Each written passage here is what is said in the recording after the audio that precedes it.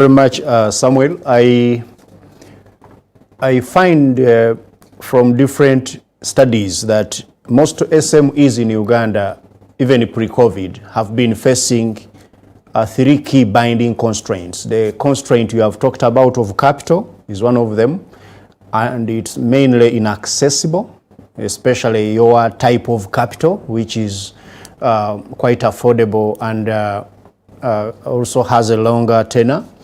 But also they have expensive and unreliable electricity, and then the quantity and quality of raw materials they use, especially those which engaged in the area we are more interested in now of manufacturing. What do you think as UDB going forward, the role you can play, especially in ensuring that accessibility issue of capital at UDB by SMEs is addressed? Yes, thank you very much, Mr. Gobi. In terms of accessibility to capital, the partnerships that we have with the other government financial institutions will enable us to reach out, much further to some of the customers or potential customers or entities that are in need in different areas of the country. This can be not only done by that means, we also try to encourage that we have cooperatives and the farmer group, for example, who we can finance and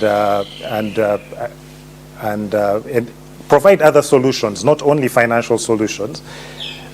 And that's, I think, the key message is that we should not only focus on money as a solution to everything, but there are also non-financial solutions that UDB has a role in providing. In terms of infrastructure is something that UDB as a bank looks at developing. We encourage things like the development of industrial parks, and we've also tried to do this by going regional.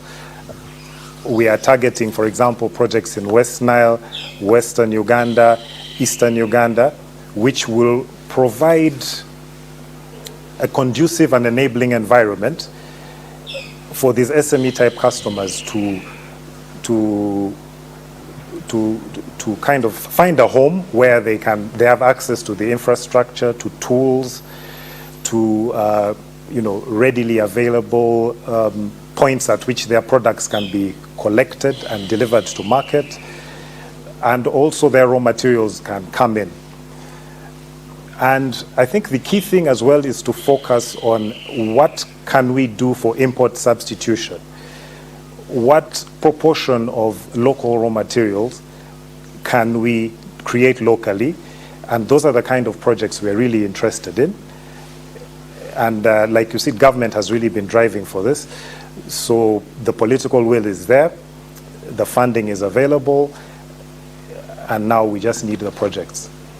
All right, thank you very much, Samuel. I agree with you that what businesses need right now may not only and only solely be the financial resources, but we'll be coming back to you in just a bit. Now, earlier on, we did have a Korean experience in regard to the discussion that we are having. We want now to move on to what the French experience could actually be.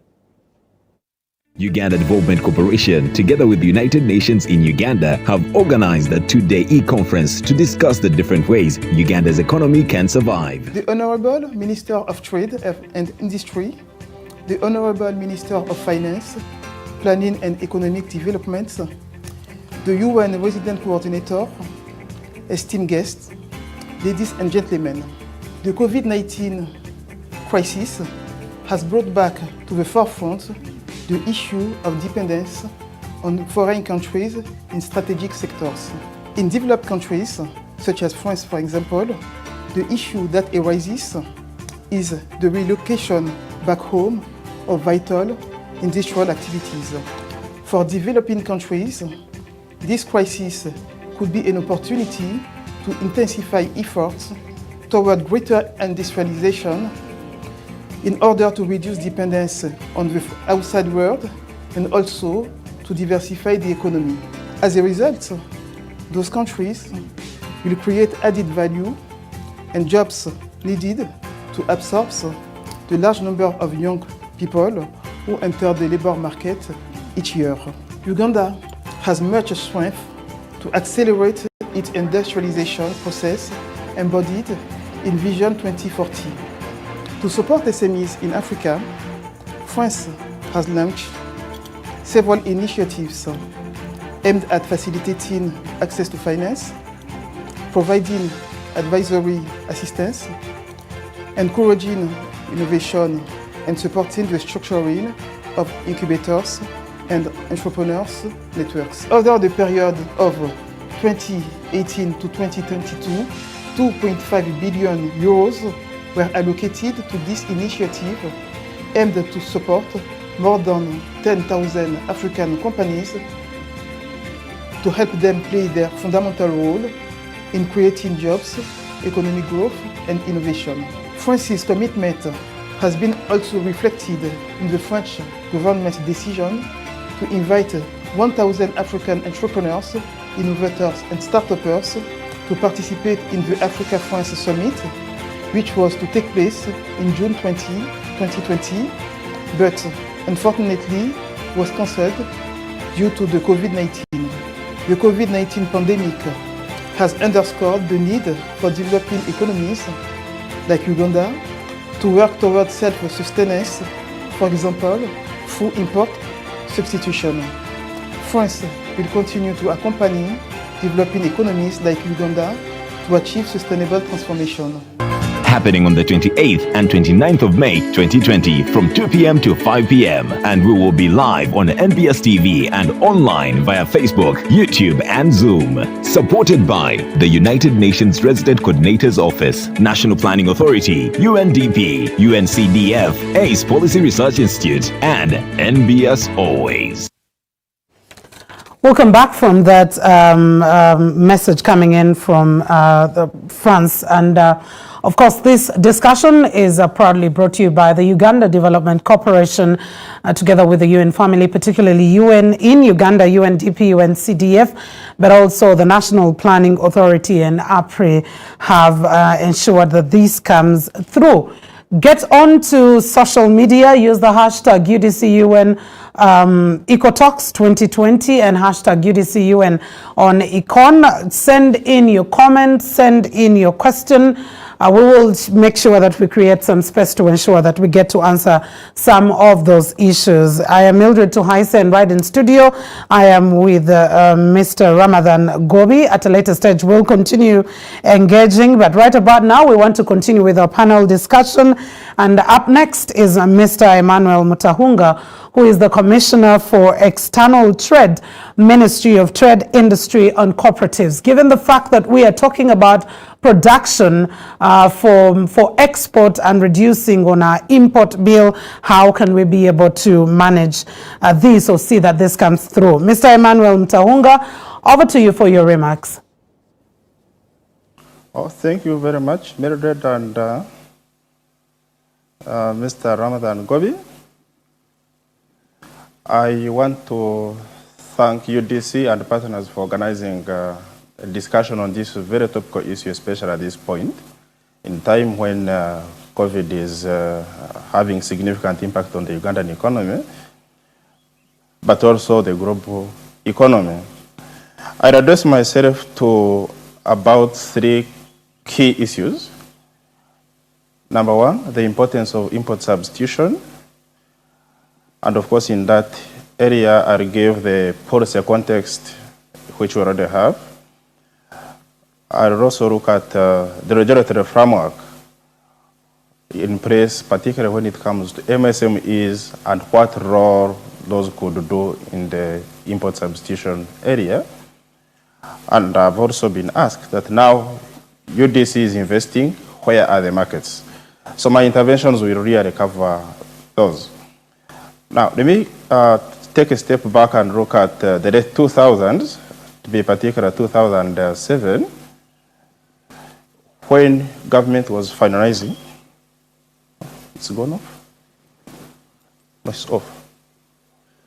when government was finalizing the national trade policy.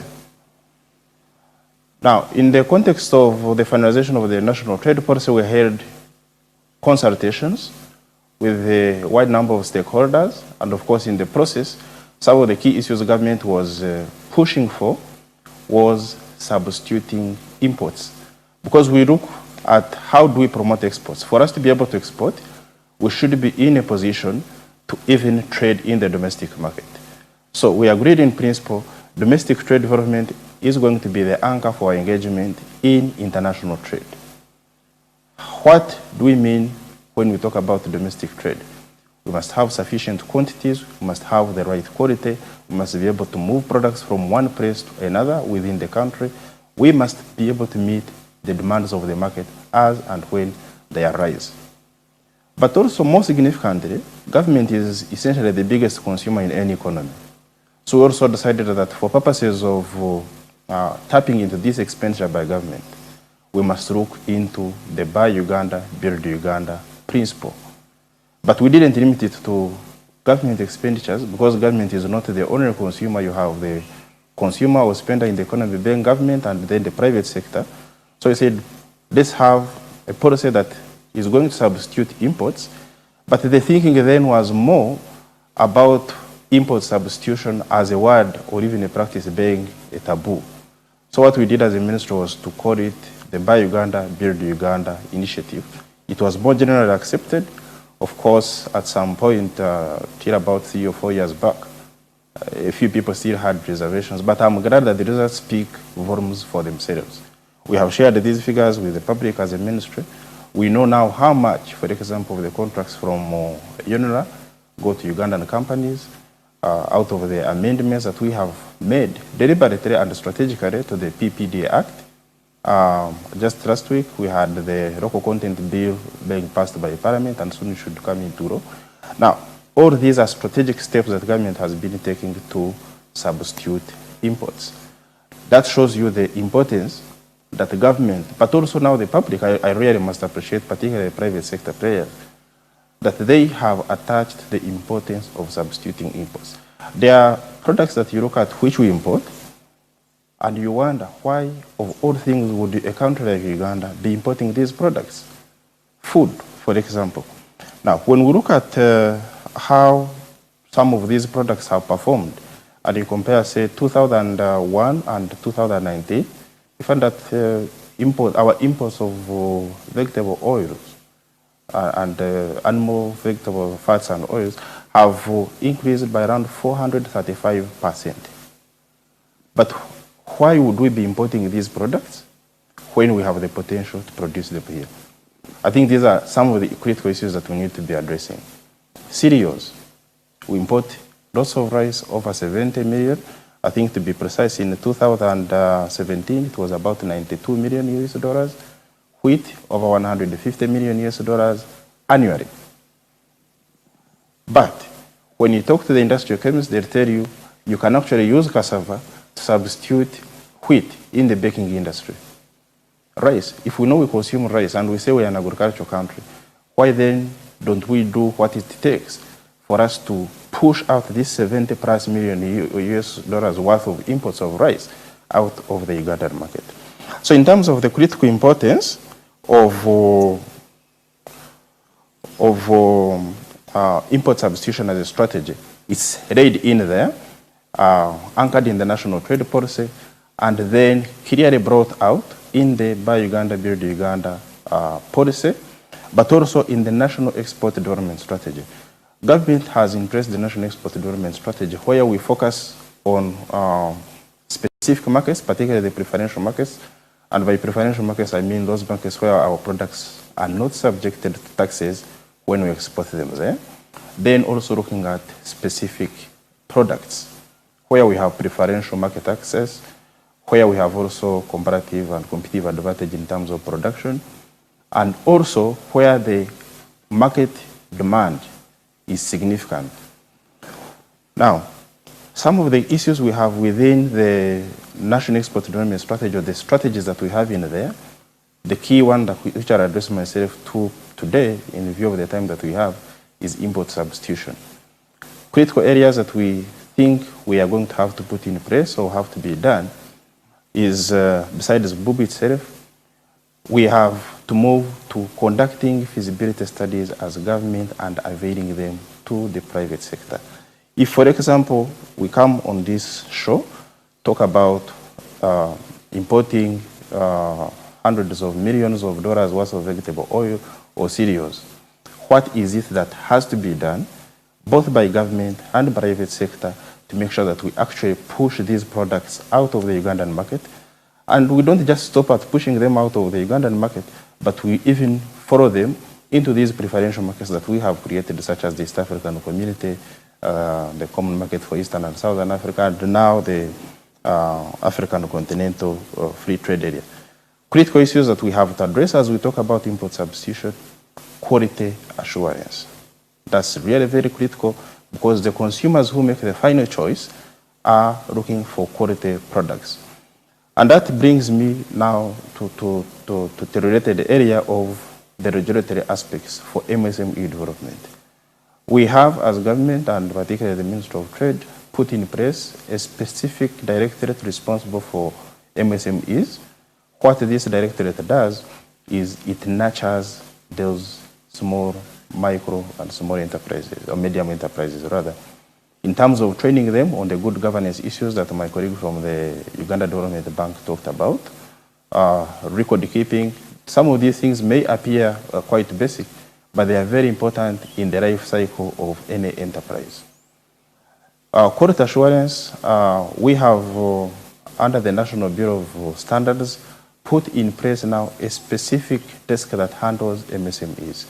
And besides, one of the activities that the desk has handled is to visit these enterprises at the areas of production, mentor them, tell them the do's and the don'ts, and then, again, subsidize them through the certification process. What all this is meant to do is to get their products, meet the quality requirements as they get onto the supermarket shelves or the shelves of the shops. It gives confidence to the consumers that they are buying certified products. And that process really has been made easy and so fast now. We have had updates recently as a country, for example, on the number of hand sanitizers that were certified by the Bureau in the wake of fighting COVID-19. Then the other critical aspect that I want to talk about is when we talk about SMEs, let's look at both the manufacturing side, but also look backwards at those that are producing raw materials. There are areas which have been particularly catered for in terms of financing. Now, we have heard of the financing by government of Uganda through the Uganda Development Bank.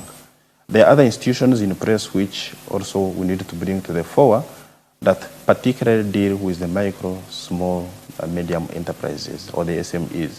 Institutions such as Post Bank and the like, where government has interest. I think we are also going to be taking a critical look at them and seeing how do we help them to leverage on the work done under UDB, so that microfinance financing is very critical.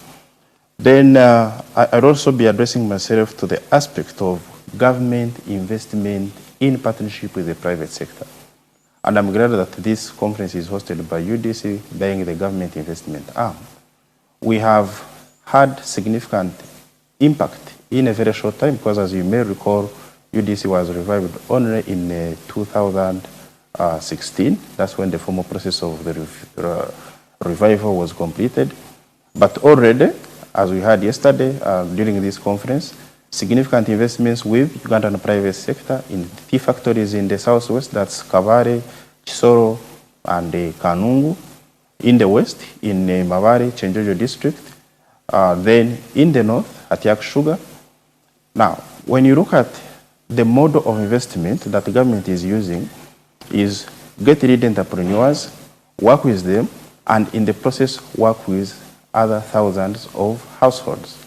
Like in Kayonza, over 7,000 farming households partnering with the government of Uganda. In Atiak Sugar, over 13,500 most of them actually female-headed households.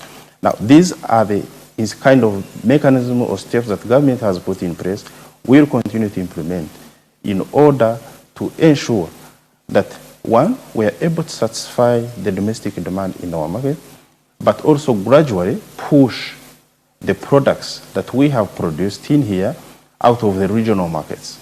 So as an export promotion strategy, now that helps us. We use the domestic market as a training ground. As we gain more experience, move into the regional markets and ultimately the international markets. And this model has been used world over by many other countries that have developed. Korea itself, they have used this. And it's not anything new that we should really be debating a lot about. I want to pick a few products that I think I could highlight to those listening in or viewing that we do find very critical when it comes to the import substitution strategy. And I'll highlight, say, pharmaceuticals, where we import annually $308 million worth of pharmaceutical products as Uganda.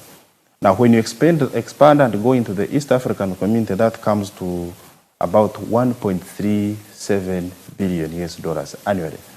So that answers the question of where is the market for these products. Get into cereals, rice, wheat, maize, and the like. Uganda's total annual imports around $211 million, and the East African community about $1.38 billion annually. Now, these are essentially critical markets that we can start with for the time being, get into them, mature them, and then move out of these markets and get into other markets as well. Essential oils, another critical element where we have sufficient capacity in my brief. Because we have about $80 million worth of annual imports as Uganda, as East African community about $340 million annually. Now, these are really very exciting areas which we think as government and we should think as private individuals that we can get into if we do the correct things. And these correct things have been enumerated or written out in policy documents that have been put in place, the National Export Development Strategy itself that I've talked about, of which the import substitution is a critical element. Essentially, that's a summary of what I want to share for now. I guess I'm well within my time now. Thank you very much, Mr. Emmanuel Mutahungwa. I would want you to tell us, you know, Uganda is a very small economy. And for that matter, therefore, we have a small market much as we want to engage in the recapturing of this domestic market. This therefore points to the fact that we must think of a strategy of recapturing this market in the context of accessing the larger markets, that is the EAC, COMESA, and others which we are trading with. However, we know that also themselves are looking inwards right now. They would want also to implement recapturing of their own domestic markets, and perhaps they are planning also against us. As you know, we have had challenges trading together in East Africa, much as we are having a wonderful, you know, common market and potential for that matter. So my question is, what strategies as a sector are you designing to ensure that we deal with this likely constraint that as we attempt to recapture the domestic market, we might end up also sending in the beggar thy neighbor kind of policy amongst our peers?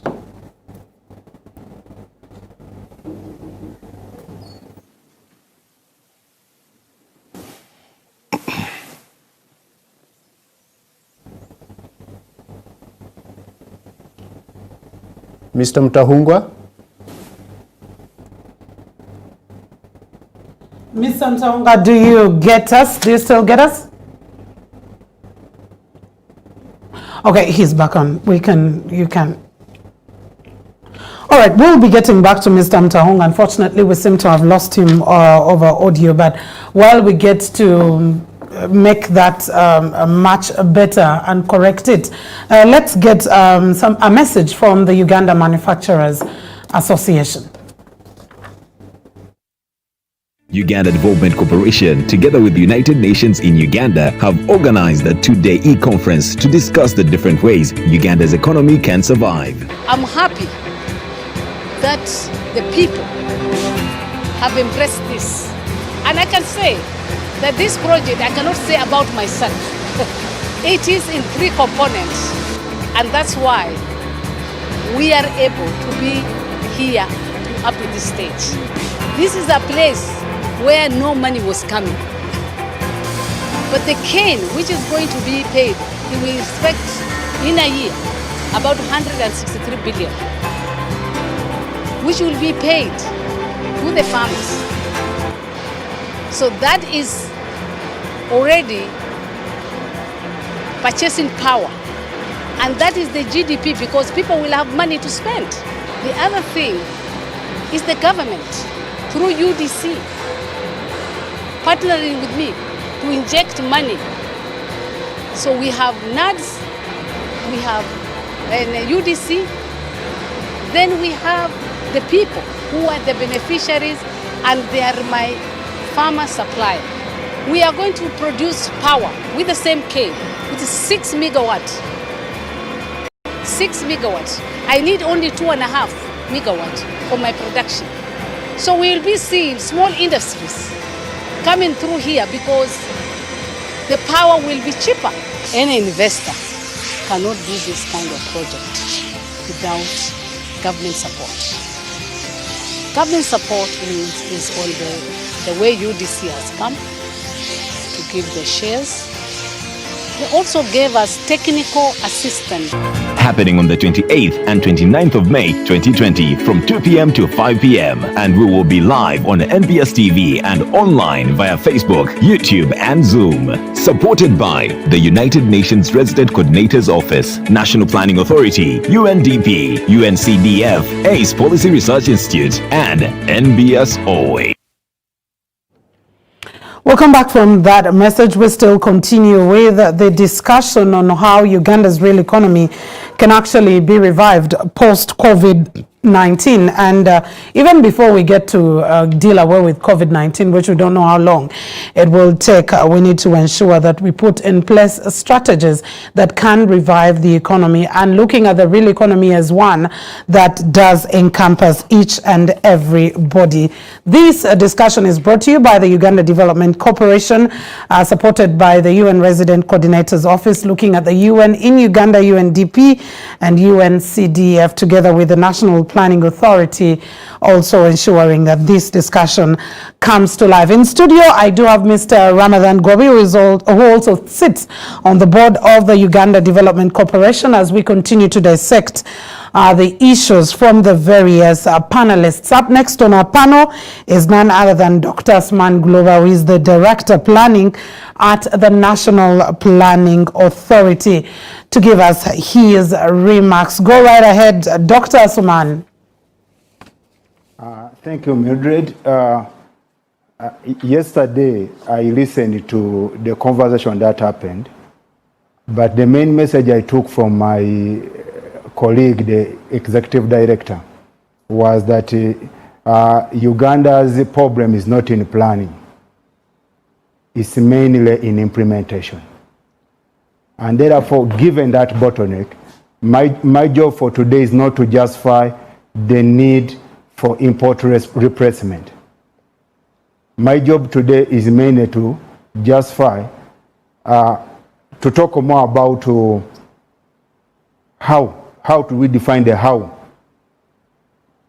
And because the import replacement strategy has already been defined by so many people, my colleague who has just left has just been talking about this. But more importantly, the NDP is talking about this. The vision is talking about this. Government ideology talks about this, including our social agenda. But before I start talking about the how, let me emphasize that the import replacement we are talking about is not to contravene the provisions in the WTO protocols to protect uncompetitive and inefficient farms, but to produce locally and competitively products that were previously imported. Now, like my colleague did talk about, is that this import replacement is a springboard for mainly 3 development outcomes. The first is it helps us to build a resilient and integrated, independent and self-sufficient economy, like His Excellency has been talking about. Secondly, it helps us to build a capacity for export promotion. And third, it also helps us to strengthen the competitiveness of our private sector so as to drive growth. Now, the question that somebody may ask now is that this import replacement has been around for long. Why are we emphasizing it now? Now, while we have this in NDP, the COVID pandemic has amplified the need for this self-sustenance, at least in the basic needs. As I detail how to actualize this import replacement, 4 facts about Uganda's imports have informed what we have done. One is Uganda's imports are growing very fast. In the last 10 years, they have increased by 66%. The second fact, these imports are mainly dominated by 10 commodities, and these account close to 60% of the entire import bill. The third fact, and which is often neglected, when people talk about import replacement, we tend to neglect service imports that they currently account for about 30% of the total import bill. And of these, four services alone, that is the transport service, consultancy service, travel and construction, account for 95% of the entire service imports. Last fact is that while some imports are of a smaller value, they actually very essential for livelihood of Ugandans, and if we don't pay attention to them, we are susceptible to vulnerability and disruption in global chains. These can include salt. For instance, if the recent COVID we had, the first commodity that increased in the price was salt. Price almost more than tripled. That said, these 4 facts have informed the prioritization for import replacement. In addition to this, we have defined a 10-point criteria that is informing how we are prioritizing the import replacement. This criteria, if verbatim, is 1, we are looking at those highly imported commodities, the 10 that we have talked about. The second is we are looking at whether the country have current domestic production capacity. The third, which is also key, is whether we have presence of raw materials. The fourth is whether the technology required, we can easily transfer it or we have it available in the country. The fifth is the importance of the commodity in line with the national strategy. The sixth is whether the commodity is essential. The seventh is the potential for job creation along the value chain. The eighth is whether it provides input to other industries. The ninth is the capital requirements required. And lastly, we look at the ongoing government investments. That said, we have chosen 10 products as follows using this criteria. 1 is petroleum and petroleum products, because petroleum has a multiplicity of value chains and industries that can build from it.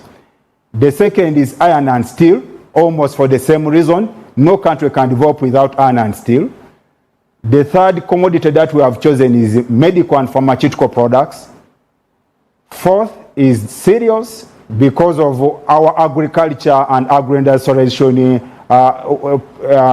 agenda in the NDP. The fifth is plastics. The sixth is vegetable fats and oils. The seventh is textile, because of the need for self-sustenance. The eighth is salt, the one I've already told above. Then the ninth is fertilizer, because of essentiality in terms of agro-industrialization. Then lastly is sugars and sugar preparations. That said, the three services have been considered. One is transport. You saw how the trucks are affecting us in this COVID period. So we need to look at how we replace those transport services. The second is construction, particularly in government infrastructure projects. Then the third is medical services. Having said this, if completing the prioritization, what have we done? For each of these commodities that we have chosen, we have done a detailed investment plan detailing the required actions. It also details the reasons for continued importation. It talks about available capacity for replacement and the multiplier effect to the economy. In particular, as government, we are keen at identifying niche areas that should guide investment going forward. Given the limited time I've been given, I will speak to 2 or 3 examples of what we have done. First, the iron and steel. The iron and steel, why we are choosing this, and as NPA we have built requisite capacity. We have the honorary expert in the iron and steel industry who has done a detailed analysis, and we know the entire steel industry from the value chain, starting from exploration to the marketing. That said, iron and steel, we import, the value of what we import is equal to 367 million. This is the third in terms of the import bill after motor vehicles and petroleum. There's an analogy we use normally in iron and steel, is that if it's not made of iron and steel, then it is iron and steel that made it. Implication here is that if you are to develop as a country where Uganda is, you need steel industry to be able to develop and have spin-off other industries. Several industries can be spin-off from here. One is construction industry would take off because you provide the good inputs. Secondly, the motor vehicle industry that we are talking about, and then the machinery that will be an engine for propelling growth that we are looking at. Then the next question that comes here is, why are we importing, since yet we have raw material here? What we have realized from this study that we have done is that we haven't done requisite investment in the second phase. In the second phase, basically, out of the 17 companies we have in steel, 9 have capacity for iron making, but only 2 companies actually carrying out are doing iron smelting and iron making. These are Tembo and steel rolling. Secondly, around this, while we are importing, we have done limited exploration. But even with this limited exploration, it can sustain the current capacity of industries for 40 years. Now, where are we? We noticed that of the 17, as I've already alluded to, only Tembo and steel, if we build capacity in them now and fast track what they are doing in terms of iron making, they could be able to deliver the iron we require for the rest of the value chain. Secondly, is that the exploration we have done so far, even the little we know, it is adequate enough to be able to provide the company's existing capacity in the country for the next 40 years. given these understandings, what actions are we proposing are required to import repress? In the short run, we have arranged this in the short run and the long run. The low-hanging fruits we have is immediately UDB should do an appraisal of timber and steel rolling mills and provide them $5 million to be timber, to provide timber $5 million and to provide steel rolling mills $7 million to fast track liquid steel production to be able to repress the import that we are currently having. Secondly, as I wind up, we need to improve availability of electricity. UNBS should invest in quality assurance so that it handholds these companies. In the medium term, we need to do more exploration. We need to negotiate with Tanzania to have natural gas so that we have a good reductant for iron and steel. And we need ESC, a market, to be able to trade into that once we develop this, and requisite infrastructure in railroad and pipeline. As I conclude, in services, we have detailed what we need to do in order to replace services in the NDP. In particular, we need a multimodal transport network where we are having rail, where we are leveraging Lake Victoria and the other ports on Lake Victoria, particularly Bukasa and auxiliary ports. In construction, we can do much more if we are to learn with what the Chinese have done, with what we see what they are doing with our roads. We need UDC to invest in a public construction company. Secondly, UNBS should champion the development of and ensure capacity is built for local construction standards.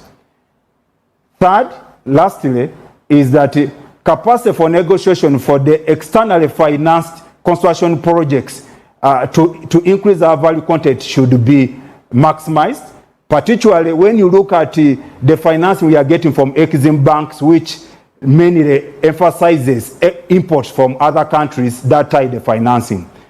Finally, as NPA, we are going to do a detailed engagement for each of these commodities to make sure that we realize them to the fruition.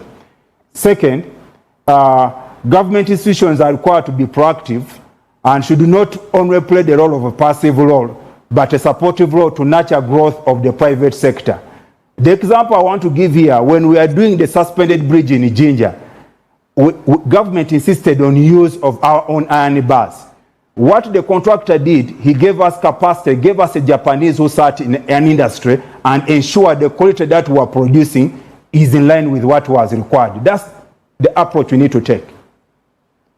Lastly, when I look at everything that I've said, these have been well articulated in NDP, but more importantly, they are informing the budget and the medium-term expenditure of this country. Thank you very much. And we are more looking at the financing. This financing, we're having a conversation with UDC and UDB, and more importantly, looking for a patient capital that is able to finance the plans and actions that we have detailed out. Thank you very much. Thank you very much, Dr. Suman. And I think Mr. Ramadan Gobi is very impressed, especially personally too, on the factors for import substitution and also mentioning up some of those products. But I know that he has a question for you and you'll take that right now. Dr. Suman, thank you very much. You've summarized the plan in 7 or so minutes. Very impressive. And you said it at the beginning of your submission that the plan is good. The plan is not the problem.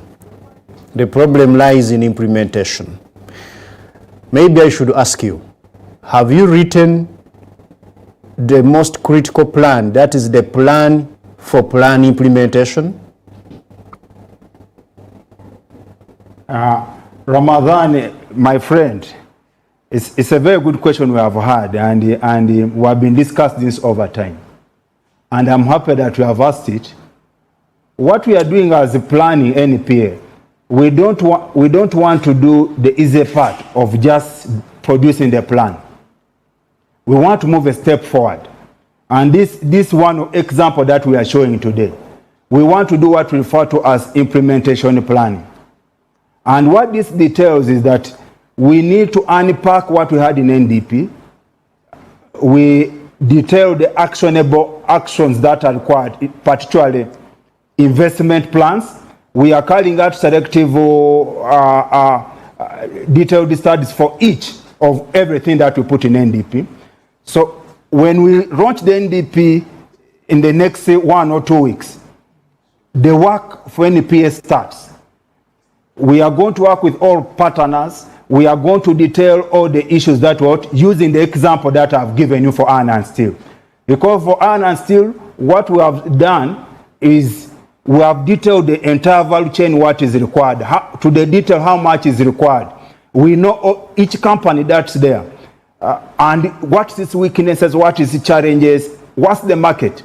We have known if we were to import replace, what price will be gotten from import replacement. And actually, I want to tell you, we'll be able to produce iron ore competitively if we import replace in Uganda. All that we have been able to detail.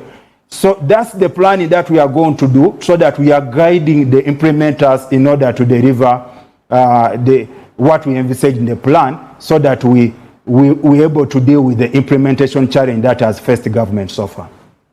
Thank you. All right, thank you very much. Dr. Asmani, we'll be getting back to you. I know that you are still online in just a bit more questions that are streaming in, but I know there are so many Ugandans who are now excited, well knowing which products that are targeted for import substitution and what exactly those products need to be fulfilling in terms of the factors that have been considered.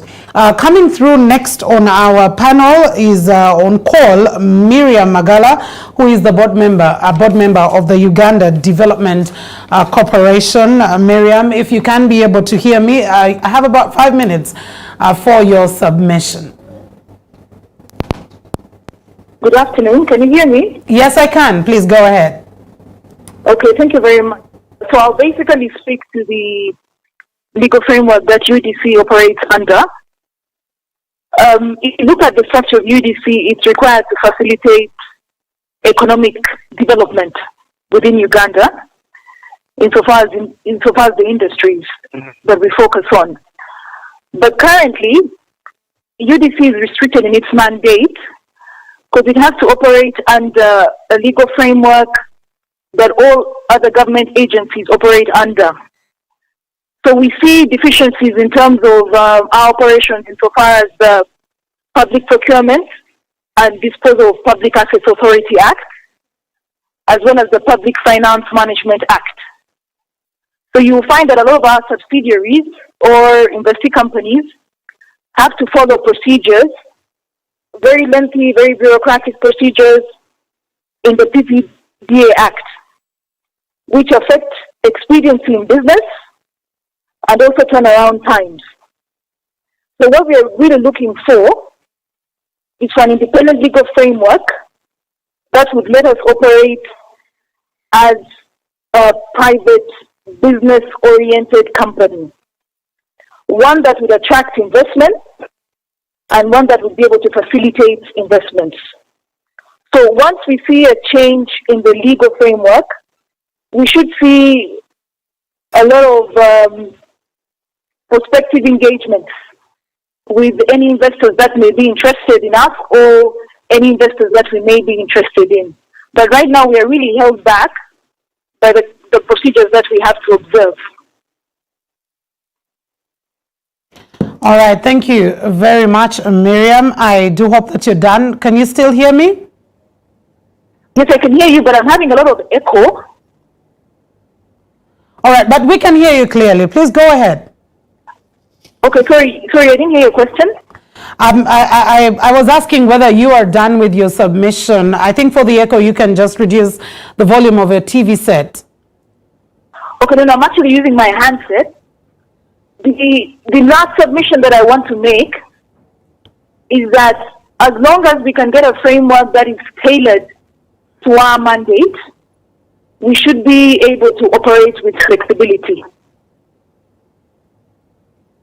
All right. Thank you. Thank you very much, Miriam Magala.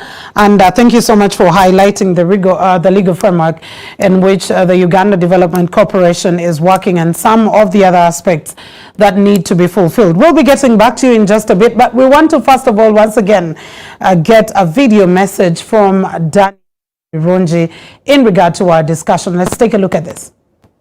Uganda Development Corporation, together with the United Nations in Uganda, have organized a two-day e-conference to discuss the different ways Uganda's economy can survive. My name is Daniel Birungi and I'm the Executive Director of the Uganda Manufacturers Association.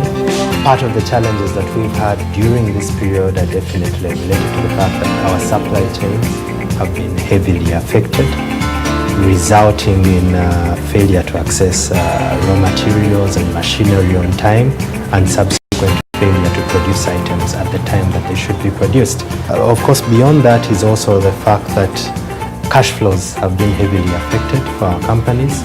We are seeing a lot of companies getting to a point where they have to determine whether they can continue surviving. We're having companies look at the possibility of laying off some people, which is a sad thing because as a country, we're looking at increasing employment. Having said that, we do certainly feel that there's an opportunity for us as a country to leverage the lessons from COVID-19 to grow our economy. In the short term, we're looking at how government can come in terms of providing relief from statutory obligations for these companies. These include revenue authority requirements. We do have VAT and withholding tax refunds that are expected from the Uganda Revenue Authority to our members. This is money that should be given to the people who it's owed to, so that we are then able to stimulate the economy through the finances that are input into these companies. If the funds cannot be provided up front, there's also the possibility of offsetting our current tax bills against the refund budget that is available. Happening on the 28th and 29th of May 2020 from 2 p.m. to 5 p.m. and we will be live on NBS TV and online via Facebook, YouTube and Zoom. Supported by the United Nations Resident Coordinator's Office, National Planning Authority, UNDP, UNCDF, ACE Policy Research Institute and NBSO. Welcome back from that, and thank you so much for staying with us. This is definitely enabled by the Uganda Development Corporation and the UN Resident Coordinator's Office, looking at the UN in Uganda, UNDP, UNCDF, the National Planning Authority being part of this conversation. You can also continue using the hashtag UDC UN on Econ or hashtag UDC UN EcoTalks 2020. I'm still with Mr. Ramadan Gobi, who is also a board member of the Uganda Development Corporation, as we continue to look at what our panelists have to say to us. I must say it's a very fruitful discussion so far. As we get to continue with it, we'll also have an open discussion coming up in the next few minutes. But next on our panel discussion is Mr. John Walugembe, who is the Executive Director of Federation of Small and Medium-Sized Enterprises, looking at what their needs are, what exactly, what policy gaps there are that they need to be taking advantage of moving forward.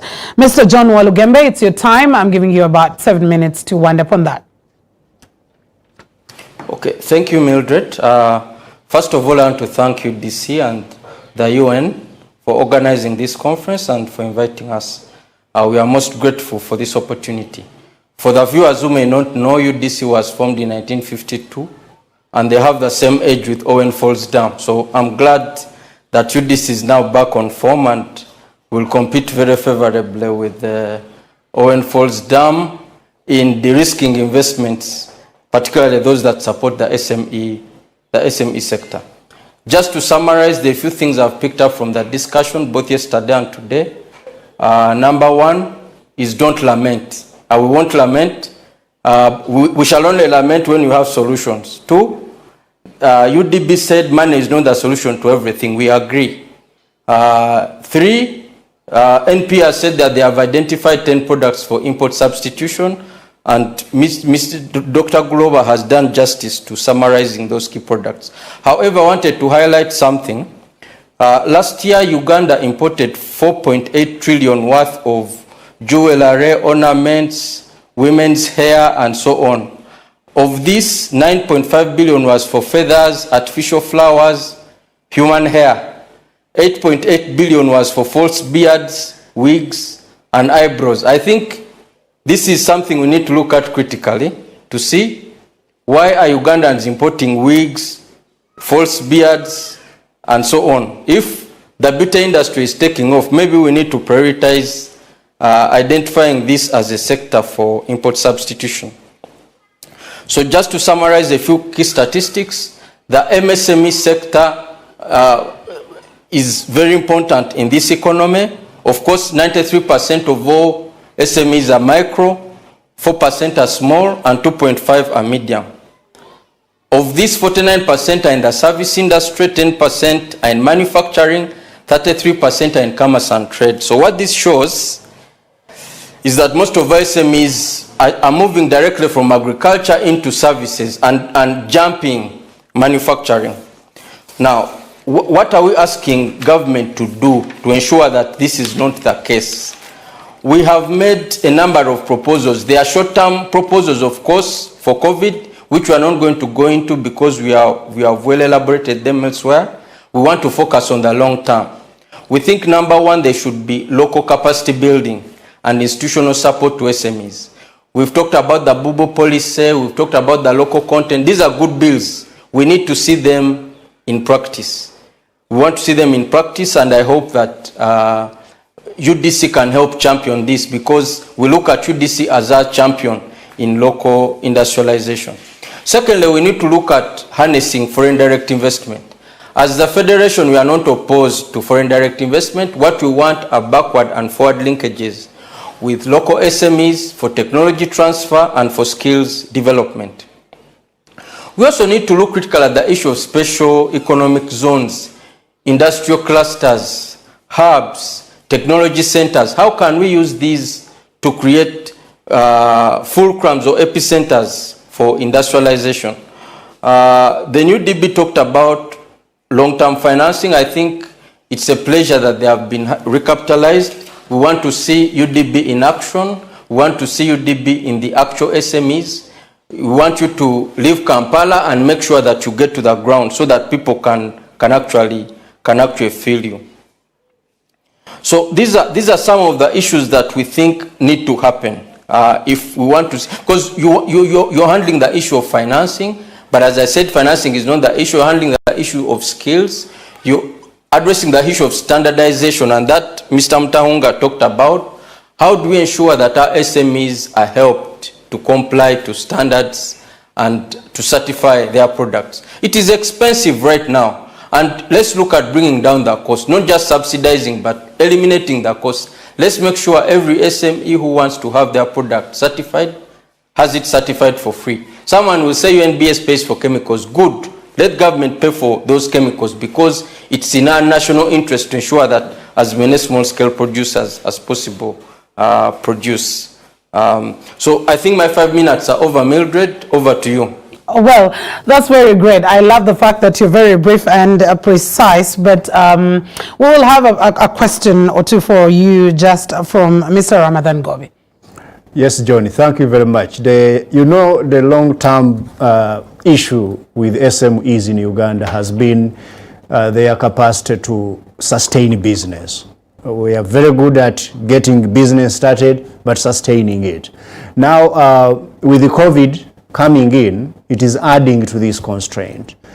As an association and as people who are very brilliant at thinking out ways of getting out of, this challenge for SMEs, what do you think is the best way of addressing this issue of sustainability of business? Because you have said finance or these other factors we are talking about might not be the issues. What exactly are the issues and how do we address them?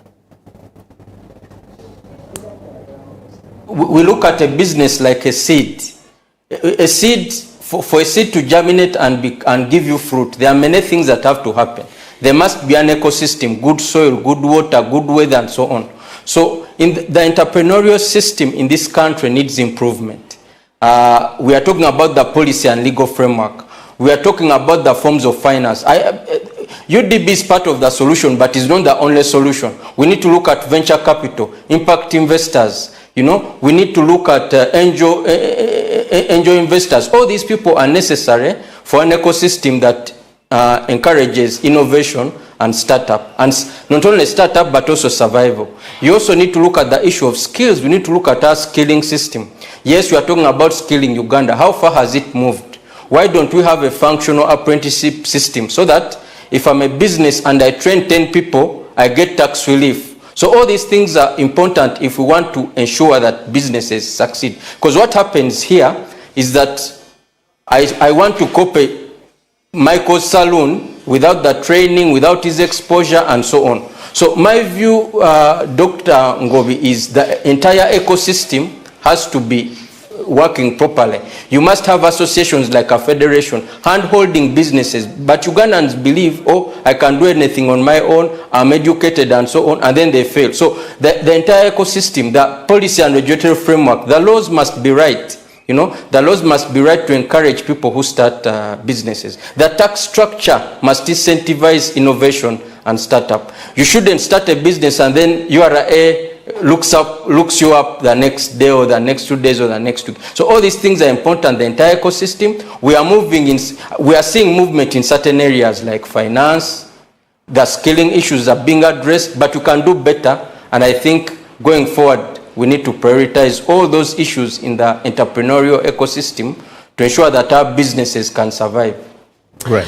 Thank you very much, Mr. John Walugembe, and thankfully I chose to start wearing my natural hair, having realized how much we are bleeding our economy with, artificial eyelashes, with a lot of wigs and all that. But that's I don't know actually why there is a lot of obsession on imports in Uganda. We are importing literally everything. Everything, yes. We imported religion. We have imported sometimes leaders. We have imported literally everything. I don't know why we get so much. So much. I don't want to talk about other products. We have imported. I just do not want to exasperate someone out there. But let's continue with this discussion on using the hashtag UDC-UN Eco Talks 2020 and hashtag UDC-UN on Econ. We still have all our panelists online, and we will be going for a bit of an open discussion before they give us their closing remarks. But just before that, let's take a message from Godfrey Byamukama,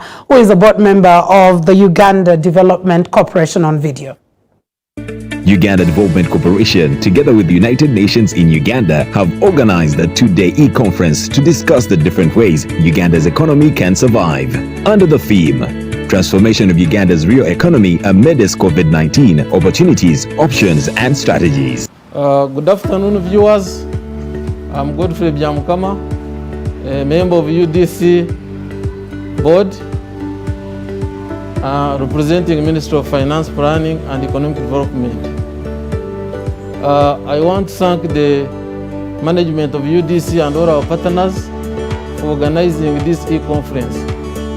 I will talk about the financing opportunities, options and strategies for supporting UDC to deliver economic development through industrialization. First and foremost, Uganda committed to capitalize Uganda Development Corporation to the tune of 500 billion Uganda shillings in 2016. And during this period, government has already been investing in UDC, and this has enabled UDC to establish enterprises across the country. It is through delivery of performance under these entities that will attract more resources from government to UDC. Therefore, I call upon the partners of UDC to ensure performance so that we don't block opportunities for the rest of the regions. As UDC, we need to have a dialogue with NSSF and understand the factors that lead to NSSF investing more in the manufacturing sector outside Uganda. And if we can change these factors and improve our investment climate, then there are a lot of resources that we can tap into NSSF and be able to unlock some of the opportunities that have remained on the ground and help promote industrialization in Uganda. Happening on the 28th and 29th of May 2020 from 2 p.m. to 5 p.m. And we will be live on NBS TV and online via Facebook, YouTube and Zoom. Supported by the United Nations Resident Coordinator's Office, National Planning Authority, UNDP, UNCDF, ACE Policy Research Institute and NBS Always.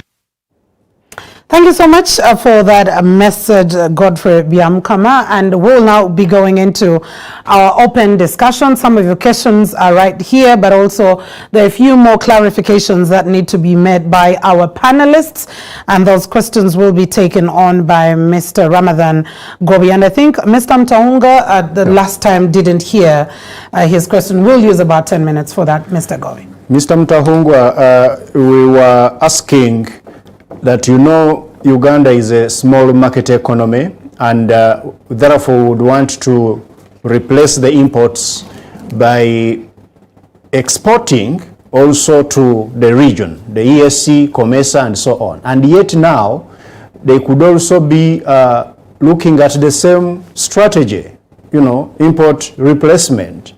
And some of those imports they would want to replace ours. So which strategies are you having as a sector to ensure that the future is not about lack of markets, that the markets are sorted? Thank you very much, and glad to be back. Unfortunately, I got cut off the last time. Again, pointing to one of the cases we need to address as we talk about industrialization, that is IT infrastructure and the like. But let me get back to the question you have raised. Indeed, it's true the Ugandan market is small. You are very much aware of that. And I think in the earlier submission I had pointed to the fact that we need to be looking more at how do we start with the domestic market and look into the East African market and the other wider markets as well. Now, I had given some statistics, pharmaceuticals, cereals, and so on and so forth. It's correct that these countries could also decide to move for import substitution. That's correct. But we are not worried because we have looked at the figures, the comparative advantage of these markets, particularly in the region. Where do they lie? For these countries, they don't lie in some of these commodities that we are looking at replacing in the region, in the domestic market, and then getting into the region. Now, when you move from the commodity and get into the products which are manufactured, the strategies that we are looking at is essentially looking at development of regional value chains. And I'll give examples at the East African community, where we have had discussions at the highest level to the effect that, if we are to manufacture vehicles, you need over 40,000 suppliers of different components. Now, those components cannot all be made in the same country. Rather, we would be looking at regional value chains so that the value chains, different value chains across the different countries are actually partners rather than competitors. So, a mechanism for cooperating as a region, as Africa, with a view to trading more amongst ourselves. Now, if we get into what are the other things that we are getting to put in place, I'm sure you have heard of or are aware of the regional development of infrastructure, the standard gauge rail. We have several other infrastructure projects that we are addressing as a region. What are all of these supposed to do? To lay a firm foundation for the private sector within the East African community to work together, partner with each other, and then as countries have complementary regulatory regimes that enable us to cooperate in order to compete with third parties rather than compete with ourselves. I agree that in the start there will be teething problems, that's normal, but we have a mechanism as East African Community as RIST, as COMESA as well, to be able to address such instances when they come up. But granted, domestic market is small, we cannot industrialize by focusing on only that. Maybe the other aspect that we need to draw our attention to as we talk about import substitution, getting into regional markets, we need to address ourselves to regulatory easing. And when I talk of regulatory easing, what do I mean? We need to ask ourselves the questions, why is it that we're importing all these products and yet we know that as a country we have capacity to produce them or potential to produce them here? Maybe there is something from the regulatory side that we need to address ourselves to, and I'm glad that that discussion is already taking place, and we should be able to address all the aspects so that besides identifying these specific areas, we make it easier for those that are going to invest in these import substituting industries or sectors. Thank you. Mr. Mutahungwa, you know the future is in cooperation and you have stated it very well. To Dr. Dimitri, within maybe a couple of minutes, 1 or 2 minutes, I would like to know, you know, in Uganda, one of the reasons given for not remitting enough resources in terms of fiscal devolution is because local governments lack a capacity to utilize money, and also the issue of corruption has also been cited in several studies. What do you think really needs to be done to ensure that local governments are well funded to do their work? Because where I come from, I know that it's a chicken and egg issue. What should come first? We know that money builds capacity, and yet capacity now is the reason why they are denied the money. How should we handle this?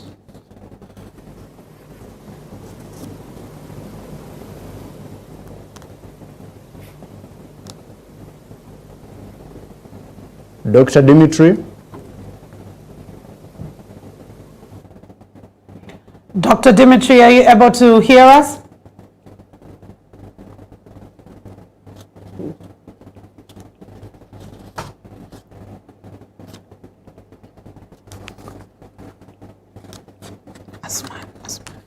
Let's go to Dr. Asman. I think we are having some challenges getting to Dr. Dimitri, but we shall get to him in a short while. Dr. Asman, you have really a very good plan. The National Development Plan 3, I've read it almost word by word, cover to cover, as you know. But there is a fundamental issue here about the budget discipline to go with also the planning discipline to deliver some of these good plans. And now on this particular issue of import substitution, we know that we have also gotten a challenge with the financing, the revenue. URA will not be able to collect enough tax, and therefore government might not be able to get the revenue required to implement some of these ambitions. So how do you address the issue of financing this area of import replacement strategy? Financing the area of import replacement strategy is something we have thought about. And there are conversations that are going on. In particular, we are not expecting government to be the only entity to finance this strategy. We are thinking about partnerships within the private sector.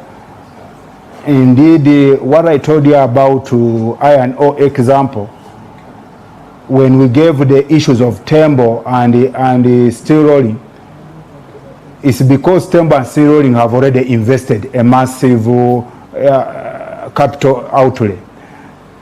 Now, what we are talking about here, these partnerships have to be leveraged in order to be able to deliver what we are looking for. That said, I fully agree with you that revenue at fiscal level is likely to decline because of COVID. but that calls for discipline and efficiency in the way we are using the resources. Indeed, if you notice, government has been able to cut down. There are two things. On the revenue side, there are things on the expenditure side.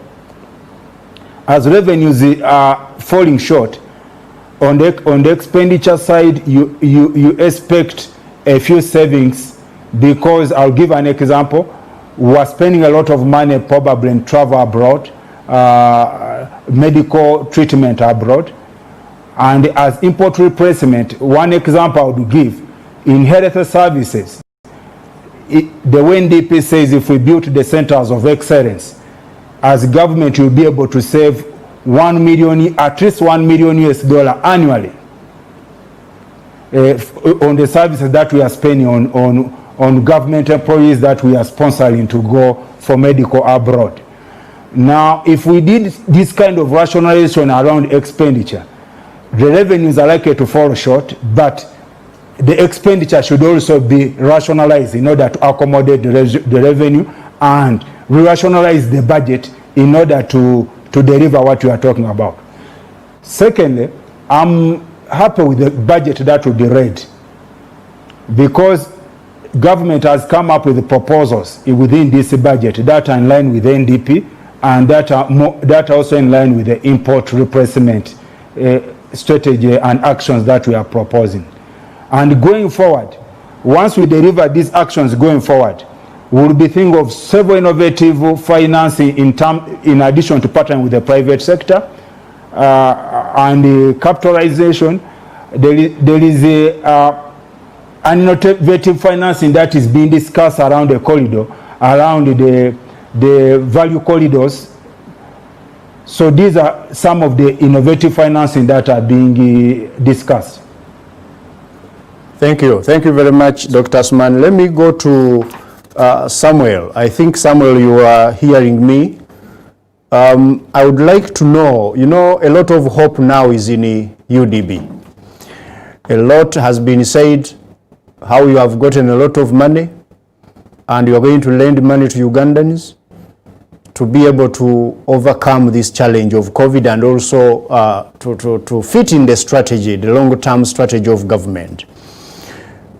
I would like you to break it very quickly for Ugandans down, so that you meet the expectations on what exactly you are going to be funding and what you are required from Ugandans to get that funding. Thank you very much, Ramadan. The key areas that we are going to be funding are in agriculture, agro-processing, manufacturing targeted towards, again, the import substitution industries that have been listed. Then we are also looking at development of some infrastructure, and we'll also be looking at human capital development, especially technical and vocational training, because this is a cross-cutting issue that feeds into the people's ability to industrialize, use machinery, and leverage on technology. What our expectations are in terms of projects that we would like to look at are, the basics, the good feasibility studies, proper understanding of the sector, the industry, employment of appropriate technology, then also a certain level of willingness to contribute to the project in terms of own equity. Then we want to look at governance structures, and for sustainability purposes, we want to look at considerations for things like succession, whether you want to grow the farm beyond a family-owned business. Do you want to have other players come in? And basically, what is the development impact of that project going to be? And, environmental considerations as well, given, our sensitivity to what's happening in terms of climate change, and how we need to leave, the planet in a good state for the future generations. So those are just, a few of the things that we'll look at. Financial viability. You make sure you actually believe in your project. The numbers add up, and not where we're going to have to do guesswork and back and forth. And once we have, that complete package, we will be able to review it, and in the shortest possible time, we can get back to you with certain suggestions, proposals, for adjustment, or, we can fund the project and take it ahead. So the funding may not only come in terms of loans or other, financial facilities. We also have equity. We will also be giving a lot of technical assistance in terms of business advisory services. So that is, the full package of what the Ugandan people can expect from UDP. Thank you very much. Thank you very much, Samuel. Dr. Dimitri, I think you are back online. I was asking you a question, being a champion of local governments, as you've really sounded very well this afternoon.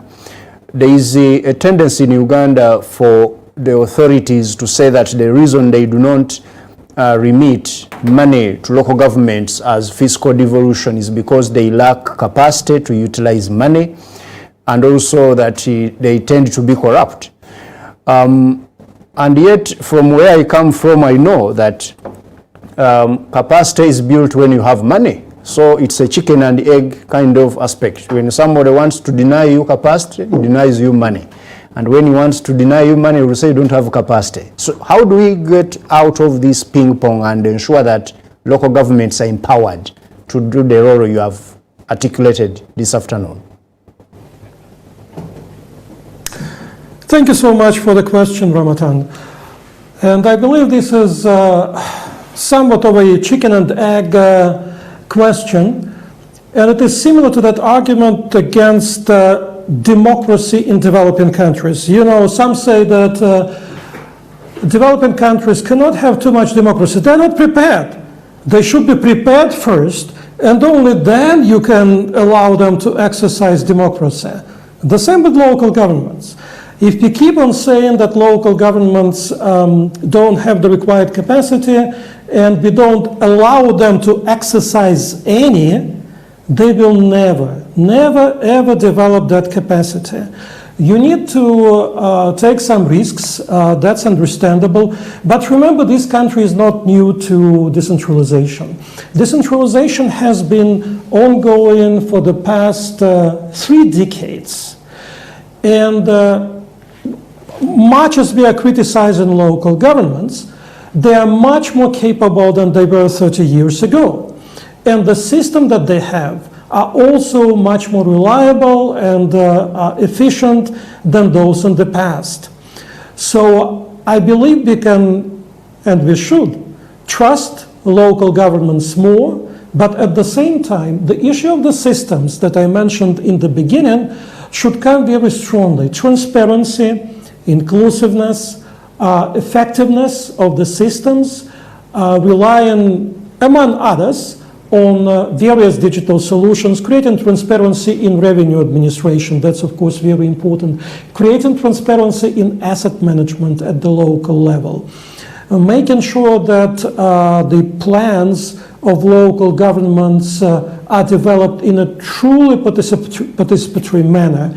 And again, digital platforms open up a lot of space for this. This will all help us to create confidence in the ability of local governments and help them exercise their duties. With this, I would like to appeal to our partners to provide more technical support and capacity building for local governments. And as UNCDF, we are committed to this. We had discussion with the Ministry of Local Government just a couple of days ago about how we can help local governments to come up with meaningful and efficient COVID-19 response and recovery plans, focusing specifically on the recovery phase of the response and helping them to energize local economies. Over to you. Thank you very much, Dr. Dimitri. John, I think you're online. John Walgembe. SMEs, many studies and people have said they are difficult to support because one, they are not credit-worthy. Two, they are, also not too good at trusting. They are not trustworthy, and also perhaps the biggest challenge is individualism, that they want to do small things as individuals instead of getting together. And the state or government usually through, for example, these vehicles like UDC would want to help organized and quite well those who know what they want to do, like Samuel, I think, has told us from UDB. So as your association, and I know you are a very good champion of SMEs, what do you think going forward? Because post-COVID, we want to get solutions. How best can SMEs work with each other to ensure that those ecosystems are easy to help by agencies like UDC and UDB? Okay, so I would disagree that SMEs are not creditworthy. Of course, some SMEs, just like other Ugandans, are untrustworthy, but I wouldn't say most SMEs are not creditworthy. It's a perception, and I think that's the perception that we have to fight. And it's a perception because we have no mechanism of determining the affairs of SMEs. And that's part of the problem of informality, because if you cannot track your expenditure, your income, if you cannot show your track record, if you're not banked, then it becomes hard for anyone to know whether you can pay back money or not. And I think we need to reconfigure this whole idea of how do we create a new system for determining creditworthiness for small-scale producers and enterprises. Maybe this is something that we can think about in the long term in order to improve financial inclusion. Now, back to your question of organization, I completely agree with you. And that's why the federation is in place. The federation's role is to act as an umbrella to bring everyone together, to say, look, you cannot succeed on your own. You're too small in the wider scheme of things. No one will listen to you. They'll listen to big companies, they'll listen to big brands, but you are not going to make any significant change at policy level. So as an organization, we are championing the idea of clustering.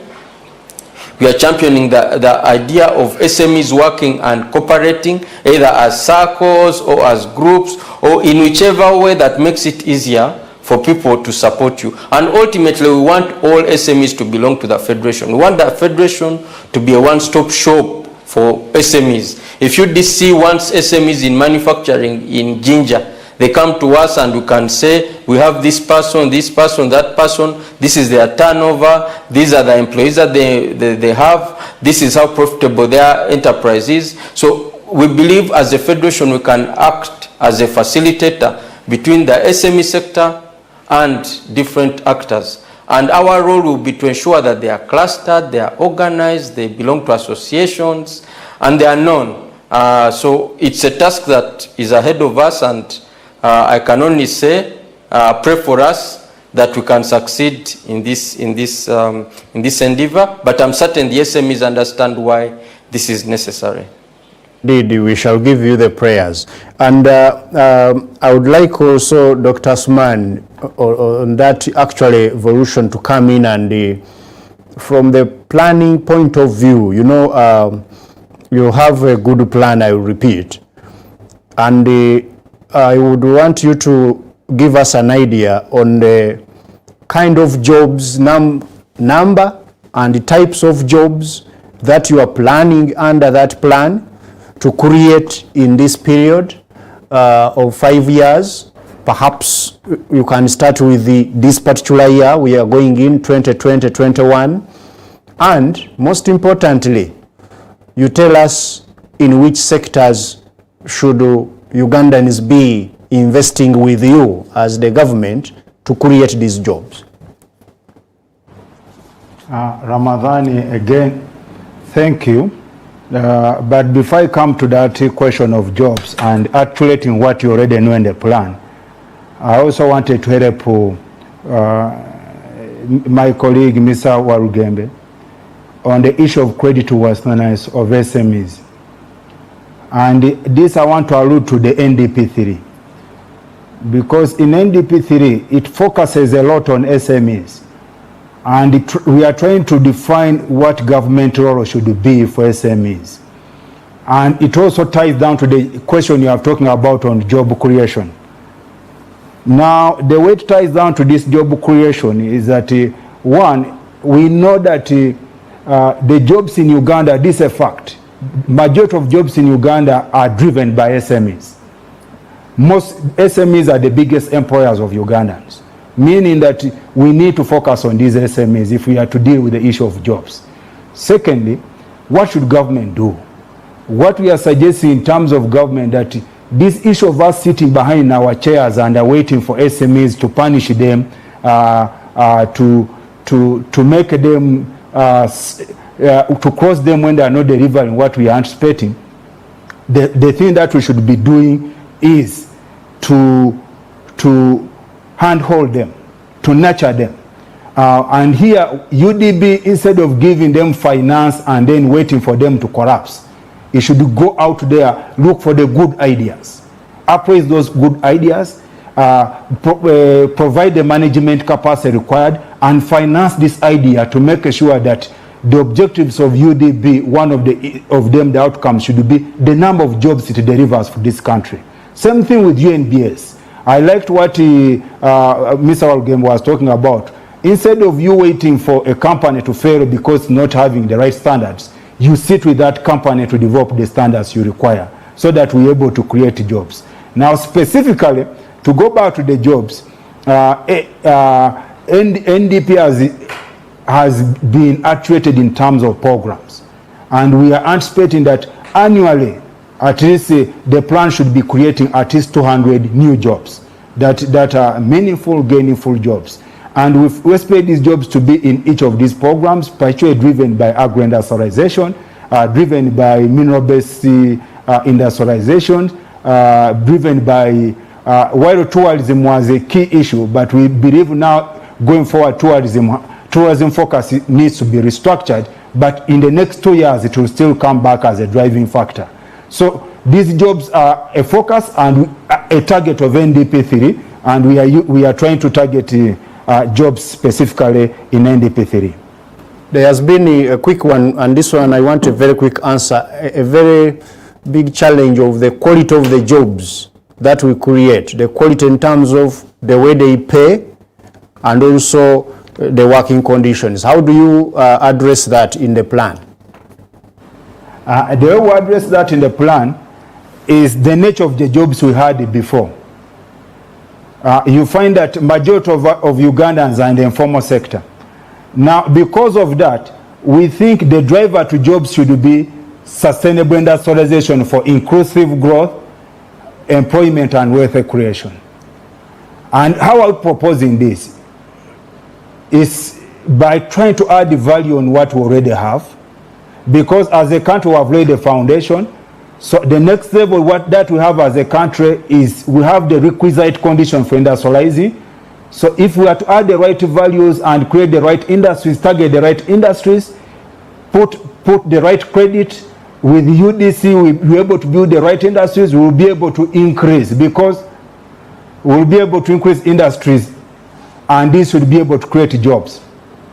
Now, you know that currently majority of the population is in agro sector, and the payment in agriculture sector and services is not good, and most of them are informal.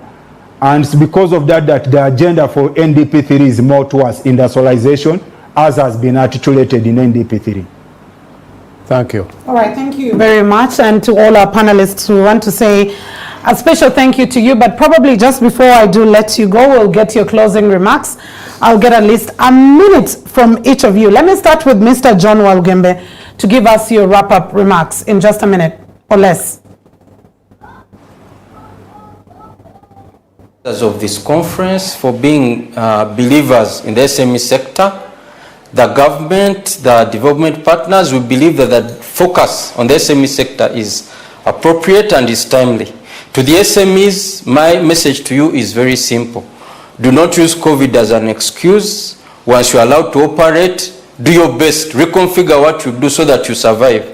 This is survival for the fittest. You can't sit there and say, we are waiting for a stimulus package, we are waiting for hand-holding, we are waiting for 1 trillion is in UDB. Well, you might get it, you might not. But the important thing is, make sure that your business is profitable and is built on the right fundamentals. Thank you very much. Thank you, Mr. John Walugembe. Over to you, Dr. Asuman Gulova, for your final remarks.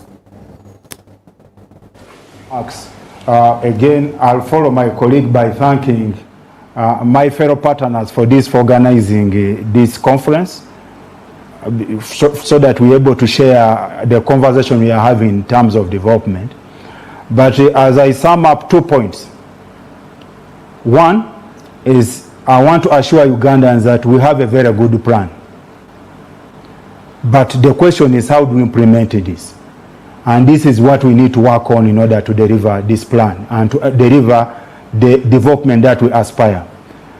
Secondly, given this plan, what NPA is doing to improve implementation is we are going to handhold government entities, private sector, in order to implement.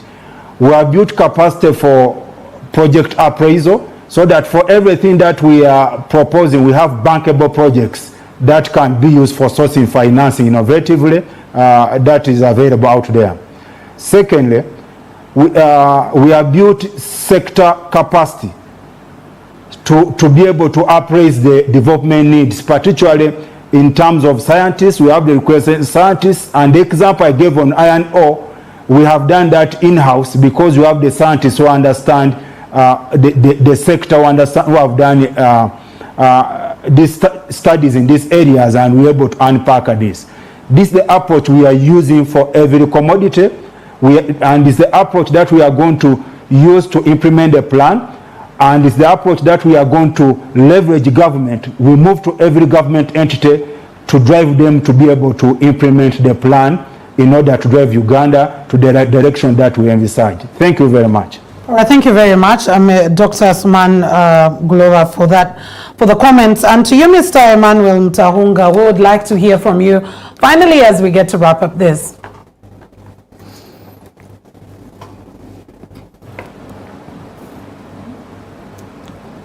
I must say it is very topical and timely. A key parting shots. Number one, the ideological debate as to whether import substitution is the right strategy for Uganda or not was concluded some time back, and therefore the time for action is now. The COVID-19 pandemic has essentially been a very nice wake-up call, and I did not intend to use the word nice, so I'm using it in quotes. But really that's what it is. It has shown us that we cannot rely on the rest of the world for meeting our fundamental basic human needs, such as food, shelter, health, and the like. And when we talk about some of these, look at there are things which we know must be demanded. We need to move and make sure that these products are provided here. Health, shelter, food. I gave you examples already of how much of these we import. But let me again share with you, for example, the global demand for medical goods, over 2 trillion a year. PPEs, such as hand sanitizers and soaps and the like. Last year, that's 2019, global demand of $135 billion US. Surely these are markets we should partake in as a country. Then the other critical aspect I want to point out is that as we move towards import substitution, which is already embedded in our national export development strategy, government must lead the private sector. We cannot expect that the private sector will lead the economy. Government sector will have to do that. The institutions have been put in place. We only need to ensure that we continue strengthening them, because strong institutions are fundamental for the development of any country.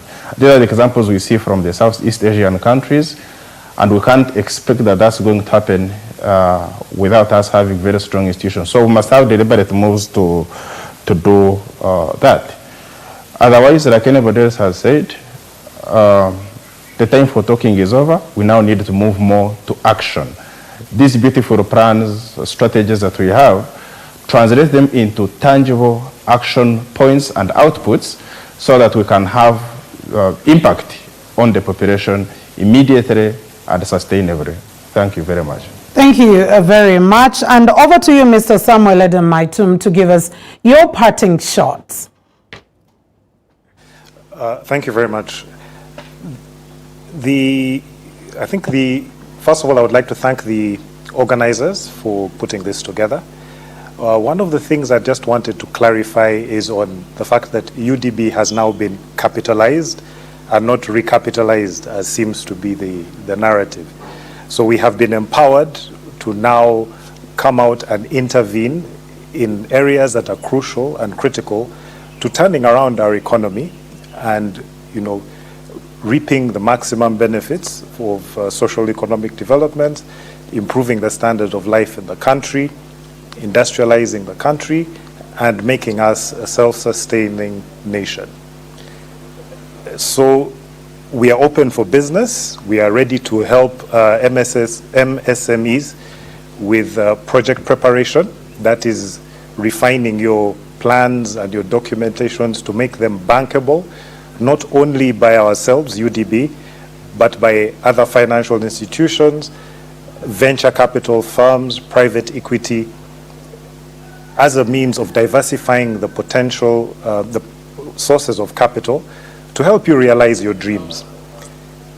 Business advisory services, we are open. We will be ready to help you with setting up governance, bookkeeping, basically building your capacity and taking you out of the micro into the small, medium, and eventually till you become a large local corporate or regional entity and even a multinational.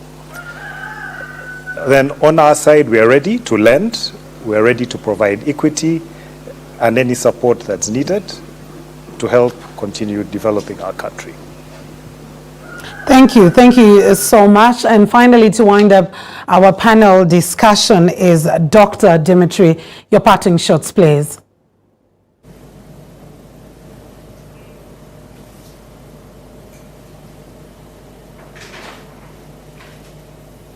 Dr. Dimitri, do you get me? Oh, yes, there was some interference, but now I can hear you. Thank you.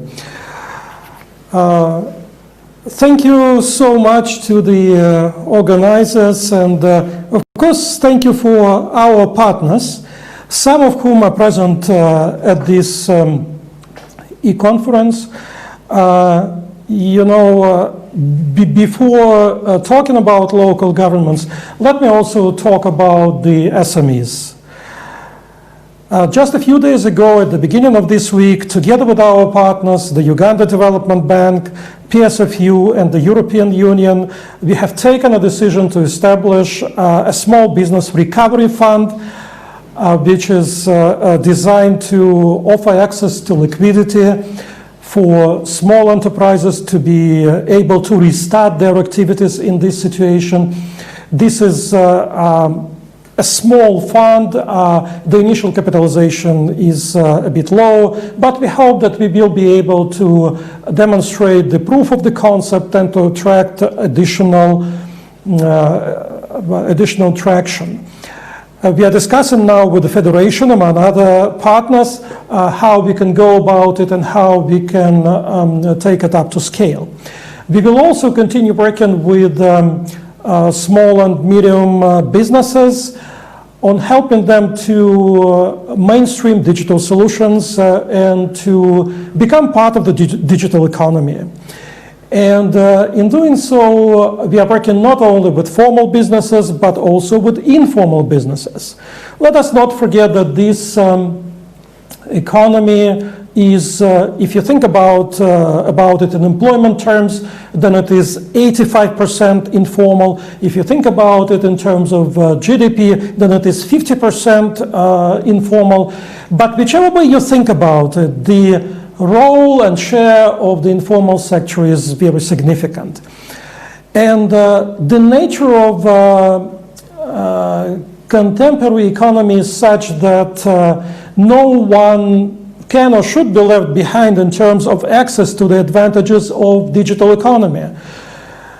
And our recent initiative with Safe Border, where we launched an e-platform that brings together border riders, the market vendors and their clients, kind of a tripartite partnership, is an evidence that digital solutions work not only for big companies, of course they work for them, no doubt about them, but they also work for small companies and the informal sector of the economy.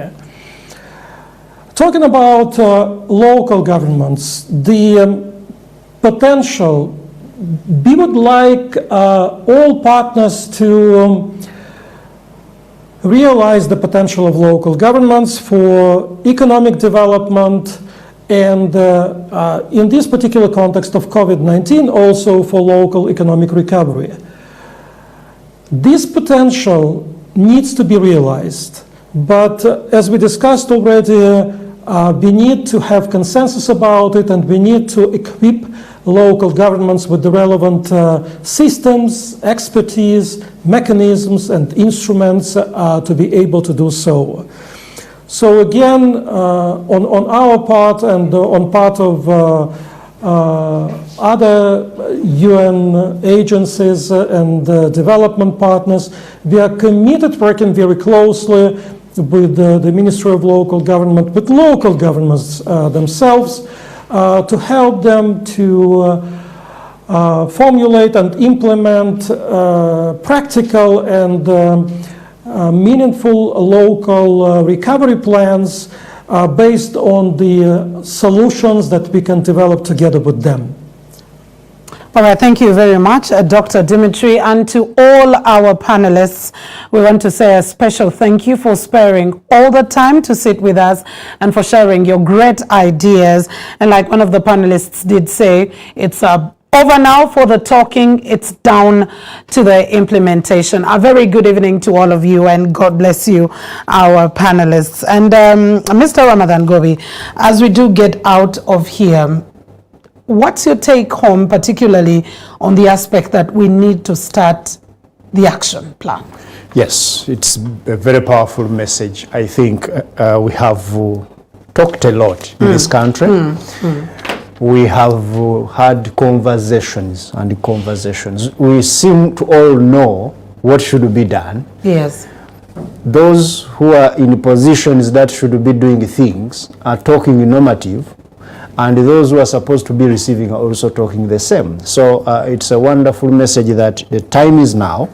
And for us at UDC, we had realized that long time. Yes. And we put together a very good strategy, which we have been very deliberate at implementing. Okay. Starting with the first objective of strengthening the internal capacity and processes within the UDC. Oh, yes. So that it is able to do what Ugandans expect an investment arm of government to be doing. If you could just highlight as we get out of here in just a minute, the aspect of our laws and how those should be enabling UDC to work, not like any other ministry. Very powerful message from my colleague Magala Miriam, because you know they wrote a law which anticipated UDC to be one of the agencies in government. And you know how governments work, or government agencies. It's about bureaucracy. That's what defines government or a state. And when you look in PPDA and other laws, it's quite exceedingly difficult for an investment oriented business or corporation like UDC to really go about its business. So it's time the lawmakers and all those in positions of power that they looked into this. We have benchmarked with the equivalent of UDC in other countries. They managed to find ways of ensuring that they remain accountable, but without fixing them in a corner where it will be very difficult for them to do business. Okay. Well, our time is really fast spent, but I want to say a very special thank you to you, Mr. Ramadhan Govi, for sparing time to be with us and the entire Uganda Development Corporation team. Thank you very much. All right, and at this point in time, we'll be taking a very short break, and when we do return, we will be having this beautiful e-conference that has come up with lots of ideas get closed off by Mr. Ham Mugenyi, who is the board chairman of the Uganda Development Corporation. In just a bit, we'll be back.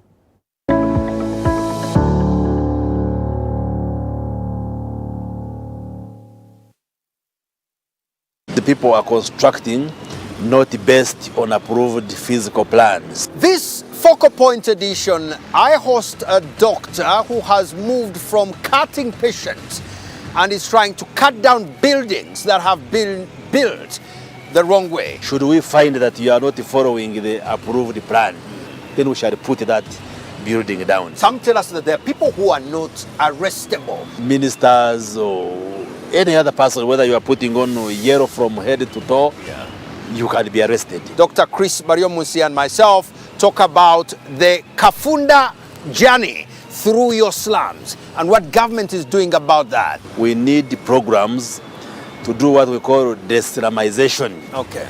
Turning the slums into modern, decent housing infrastructure. Isn't that a good reason to watch the Focal Point this week?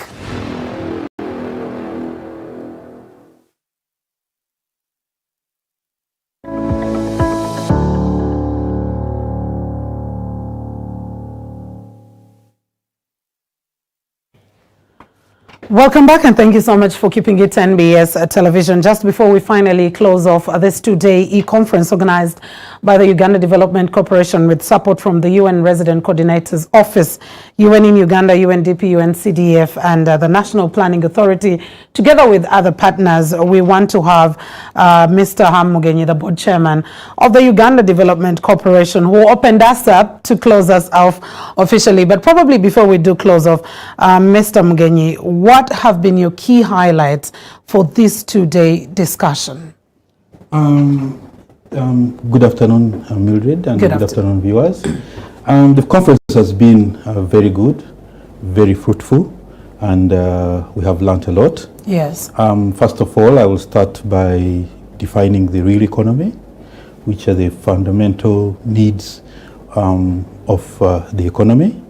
And we thank His Excellency for this initiative. Now, UDC is well placed to work out the real economy and contribute to it. And COVID has re-emphasized the role and mandate of UDC in this economy. And UDC is now better placed to strengthen the needs of the real economy. So we have picked a lot from the panelists, the discussants, their suggestions, and we are willing to put them into implementation. As UDC, we are mandated by the act that sets us up to advise the minister, and so at policy level, these recommendations can be dealt with and passed into law and become effective, and as UDC we can implement them. Also, as UDC, we have an integrated, or can contribute to the integrated approach with other agencies to make sure that what has been discussed here is also implemented. So, in brief, we can strengthen the real economy. We can contribute to an integrated approach to most of the issues that have been raised. We can also contribute to developing the informal sector and making it formal. And yes, these are some of the major contributions we can do. All right, I kindly welcome your closing remarks, if there are any. Yes, our closing remarks are that we thank everybody who has contributed to this conference. I thank Honorable Minister of Trade, Industry and Cooperatives, Amelia Kiambade, for her remarks and her contribution. I also thank the UN family, the UN resident coordinator. Yeah. I thank UNDP, UNCDP. I thank all the panelists. I thank NPA, you, the media, NBS. I thank the directors of UDC. I thank the management of UDC as well. And I thank everybody who has participated and had time. All right. Yes. But after this very broad conversation, many are asking, are we getting any commitments from the Uganda Development Corporation on what has been discussed and it being put into implementation? I and Ramadan were talking about what one of the panelists said, that the time for talking is done. It's now time for implementation. Yes, it is time for implementation. As I mentioned earlier, we are mandated by the Act of UDC 2016 to advise the minister. So we are going to get all these ideas and recommendations and what has been discussed. We'll write a paper, we'll advise the minister. The minister shall be able to raise this with the Parliament and the Executive. And we as UDC, also as an institution, we will engage other stakeholders, other agencies whom we relate to, and push forward these ideas. And we have a good team at UDC, so I'm sure that we'll be able to deliver. Okay. Yeah. In most of the cases, there is ambiguity in a number of issues, and I want to give you Ramadan, Mr. Ramadan Gobi, just a minute to explain better to the Ugandans what the role of the Uganda Development Corporation is in this case. The role of Uganda Development Corporation is, well, as he has articulated it, we are mandated to lead in industrial development, industrial and economic development of Uganda. So we are the investment arm of government. Our main role is to ensure that we study what Uganda's economy needs in terms of the direction we should take, and then implement projects that are likely to turn the path the economy should take.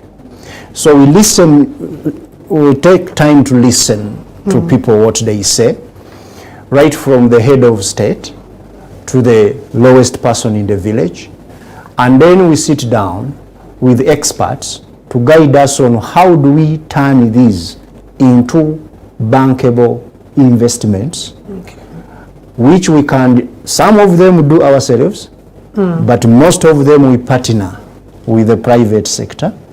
We don't want to come and compete with the private sector.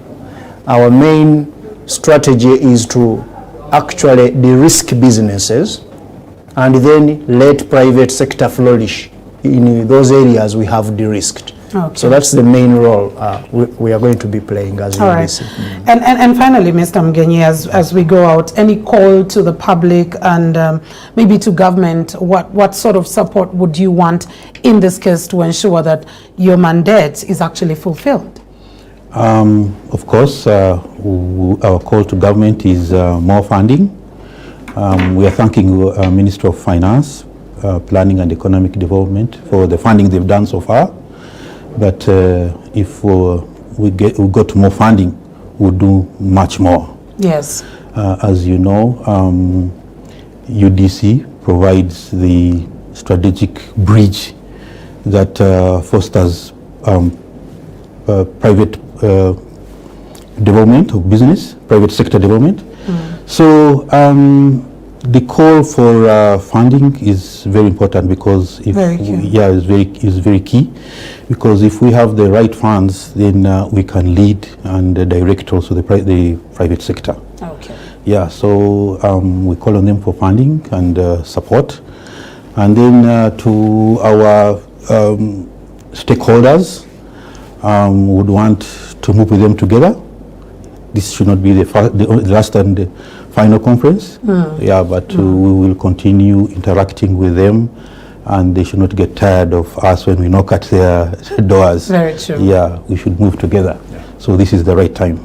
We're in this together. Thank you so much, Dr. Mugenyi, for sparing time and for ensuring that you do organize and come up with such a very brilliant idea of having to discuss with various stakeholders. And to you, Mr. Ramadan Gobi, it's always been a pleasure interacting with you. The wealth of knowledge that we do get from you is immense.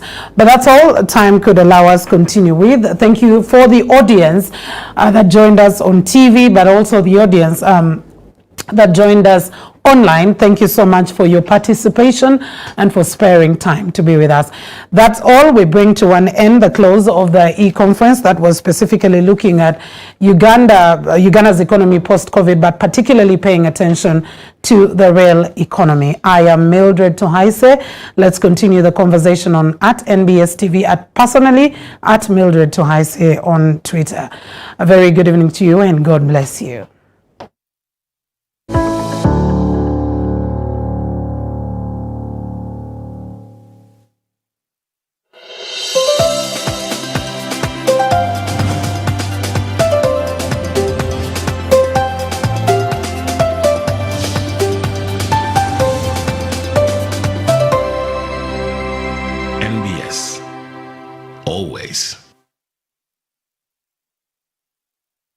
In today's fast-paced world, the progressive person needs accurate, timely, and reliable information to make the right decisions.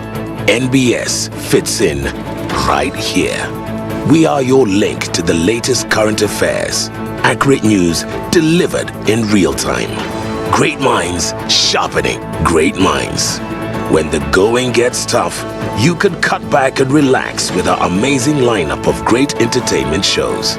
We boldly take the risk and go the distance to create content to inspire you and open your eyes to the great opportunities around you. We are